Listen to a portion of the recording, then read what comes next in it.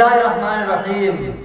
آج میں آپ کو بتلاؤں گا کہ اس لاک ڈاؤن کے دور میں خدا نہ خواستہ، اللہ ایسا نہ کرے، اگر لاک ڈاؤن نہیں کھلتا ہے تو عید کی نماز ہم کیسے پڑھیں گے۔ ویسے تو ہر مسلمان کو یہ دعا کرنا چاہیے کہ اللہ تبارک و تعالی عید آنے سے پہلے ایسے حالات پیدا کر دیں کہ لاک ڈاؤن کھل جائے۔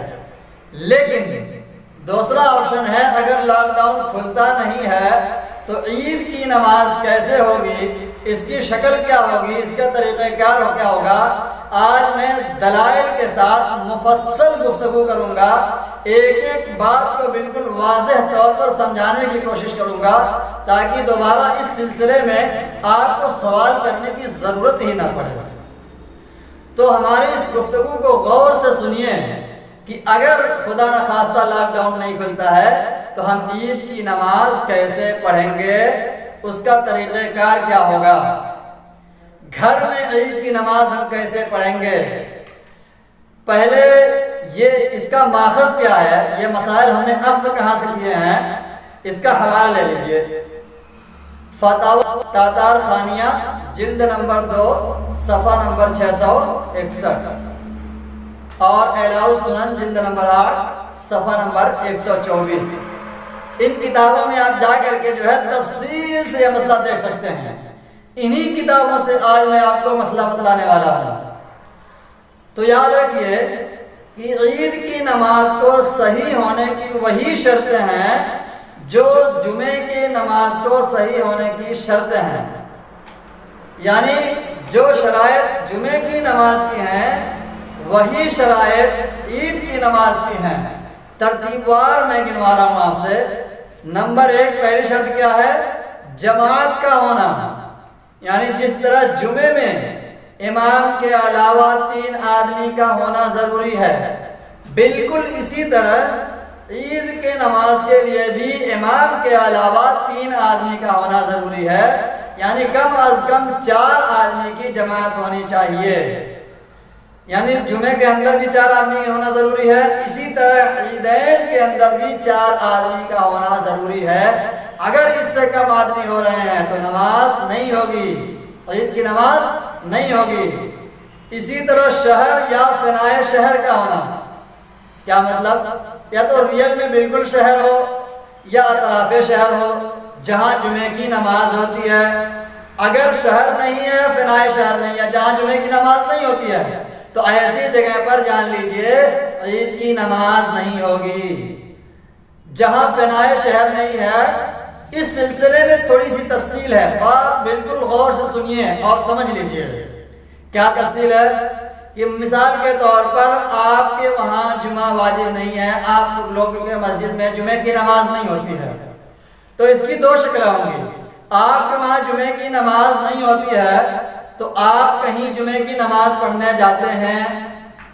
اگر آپ کہیں جمعے کی نماز پڑھنے جا رہے ہیں اور اپنے مسجد میں تالا لگا دے رہے ہیں، پھر وہاں ظہر کی نماز نہیں ہو رہی ہے، ظہر کی اذان نہیں ہو رہی ہے، تو ایسے لوگ اپنے گھر میں جو ہے عید کی نماز پڑھ سکتے ہیں، چاہے وہ فنائے شہر میں ہو یا نہ ہو۔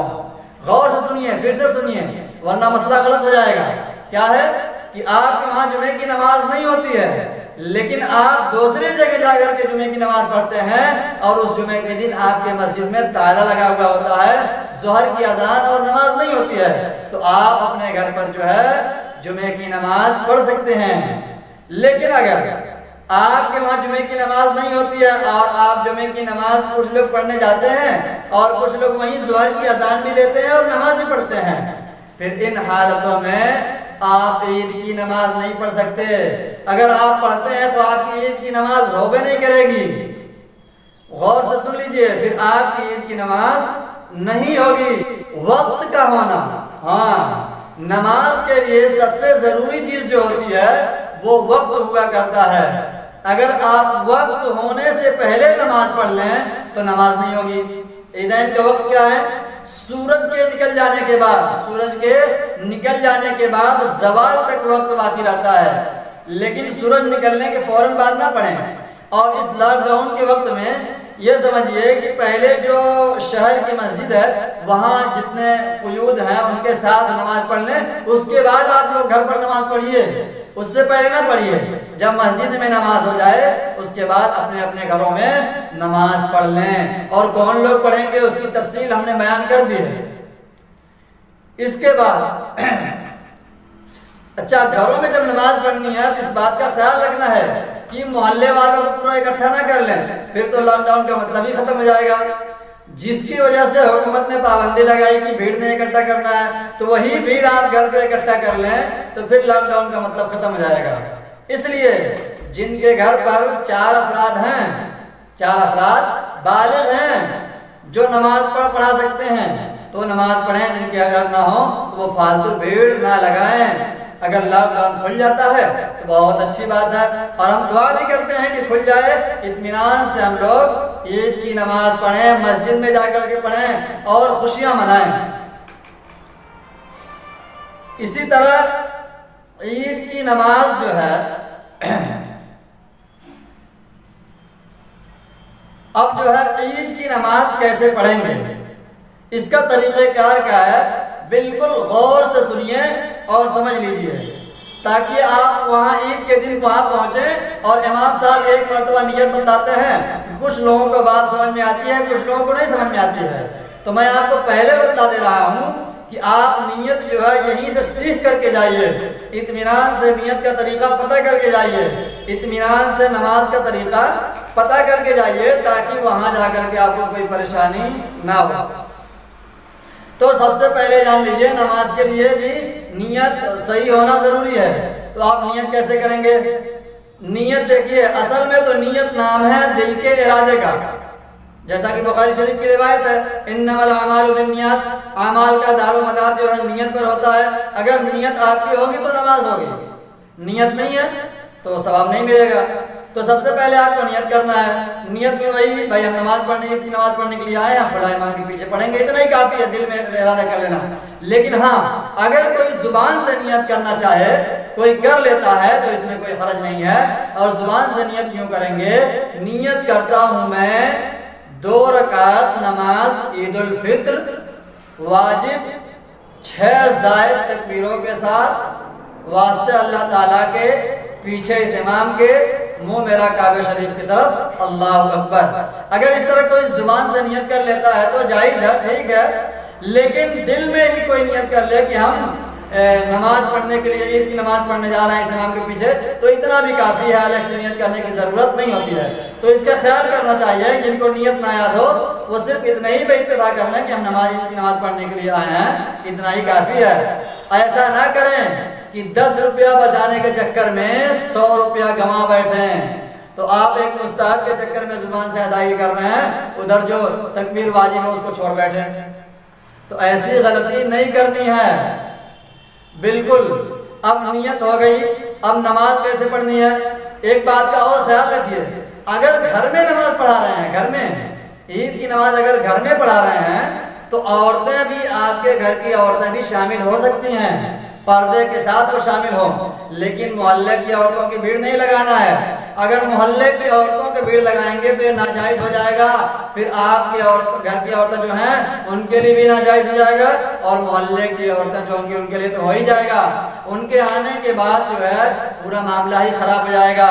جب عورتوں کو مسجد میں جانے کی گنجائش نہیں ہے کہ اس طرح بھیڑ لگا کر کے جائیں، تو آپ کا گھر اتنا متبرک تھوڑی ہے کہ پورے محلے کے جو ہے عورتوں کو اکٹھا کر کے آپ نماز پڑھائیں، بالکل نہیں کرنا ہے۔ صرف اپنے گھر کی عورتوں کو جو ہے اکٹھا کر کے نماز پڑھ سکتے ہیں، محلے کی عورتوں کو اکٹھا نہیں کریں گے۔ اسی طرح جب امام صاحب نماز پڑھائیں گے گھر میں تو ان کو عورتوں کی نیت کرنا ضروری ہوگا۔ اگر وہ نیت نہیں کرتے ہیں تو عورتوں کی نماز نہیں ہوگی۔ یہ گھر کی شکل بتا رہا ہوں میں، جب لاک ڈاؤن نہیں کھلے گا۔ اگر لاک ڈاؤن کھل جاتا ہے تو مسجدوں میں عورتوں کی جانے کی ضرورت بالکل نہیں ہے۔ اسی طرح اب امام صاحب نماز پڑھائیں گے تو وہ تکبیر تحریمہ کہیں گے، اللہ اکبر کہہ کے نیت مان لیں گے۔ پہلی تکبیر کہیں گے اللہ اکبر اور نیت مان لیں گے، پھر وہی ثنا پڑھیں گے جو نماز کے اندر ثنا پڑھی جاتی ہے، امام بھی وہی ثنا پڑھنا ہے، مقتدی کو وہی پڑھنا ہے۔ اس کے بعد پھر 3 زائد تکبیر کہی جائے گی، اللہ اکبر کہیں گے، ہاتھ کو کان کے لو تک اٹھائیں گے، ہاتھ پھر چھوڑ دیں گے، پھر جو ہے دوسری مرتبہ اللہ اکبر کہیں گے، ہاتھ کو کان تک اٹھائیں گے، چھوڑ دیں گے، پھر تیسری مرتبہ جو ہے اللہ اکبر کہیں گے، ہاتھ کو کان کے لو تک اٹھائیں گے، اس کے بعد ہاتھ باندھ لیں گے۔ اب یہاں پر جو ہے مقتدی کا کام ختم ہو گیا، لیکن اس بات کا خیال رکھیے یہ تکبیر امام کو بھی کہنا ہے اور مقتدی کو بھی کہنا ہے۔ بعض مرتبہ مقتدی خالی ہاتھ اٹھاتے رہتے ہیں، تکبیر نہیں کہتے، جان لیجیے آپ کو بھی تکبیر کہنا ضروری ہے، مقتدی کو بھی تکبیر کہنا ضروری ہے۔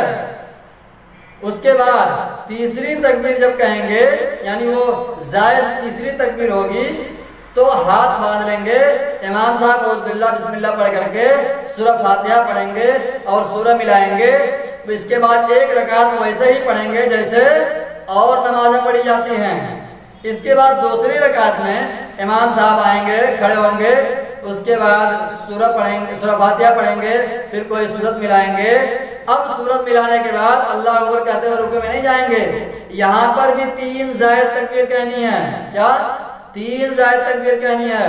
امام صاحب کہیں گے اللہ اکبر، ان کے ساتھ ساتھ مقتدی بھی کہیں گے اور ہاتھ لا کے چھوڑ دیں گے، پھر دوسری مرتبہ اللہ اکبر کہیں گے، ہاتھ اٹھائیں گے، پھر چھوڑ دیں گے، پھر تیسری مرتبہ اللہ اکبر کہیں گے، کان تک ہاتھ اٹھائیں گے، لا کر چھوڑ دیں گے، چوتھی مرتبہ یاد رکھیے چوتھی مرتبہ ہاتھ نہیں اٹھانا ہے، چوتھی مرتبہ جو ہے اللہ اکبر کہتے ہوئے رکوع میں چلے جانا ہے، اور رکوع میں جانے کے بعد پوری نماز ویسے ہی پڑھی جائے گی جیسے عام نمازیں ہوتی ہیں۔ اور عید کی نماز کے لیے کوئی الگ سے صورت متعین نہیں ہے، بعض جگہ دیکھا گیا ہے کہ ہر سال وہی صورت پڑھتے ہیں۔ یاد رکھیے اگر آپ اس کو متعین کر لیتے ہیں تو یہ بدعت ہے، بدعت، کوئی مخصوص نہیں ہے کہ صورت ہمیشہ آپ یہی پڑھیں، اس لیے عام نمازوں کی طرح جو آپ کو سمجھ میں آئے آپ پڑھیے۔ اس کے بعد سلام پھیر دیں گے، سلام پھیرنے کے بعد جو ہے دعا کر دیں گے، فوراً سلام پھیرنے کے بعد دعا کرا دیں گے۔ دعا کرانے کے بعد خطبہ دینا سنت ہے، لیکن اس کو سننا واجب ہے۔ سننا کیا ہے؟ واجب ہے، اس لیے خطبہ سنے بغیر نہ جائیں۔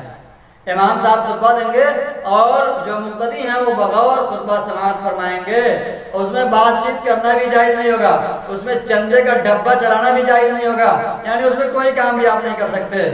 دعا کے سلسلے میں بعض جگہ دیکھا گیا کہ دعا کراتے ہیں خطبے کے بعد، یہ صحیح طریقہ نہیں ہے، یہ سلف صالحین سے ثابت نہیں ہے، یہ اکابر علماء دیوبند سے ثابت نہیں ہے کہ جو دعا کیا جائے یہ خطبے کے بعد، بلکہ دعا کیا کرنا ہے؟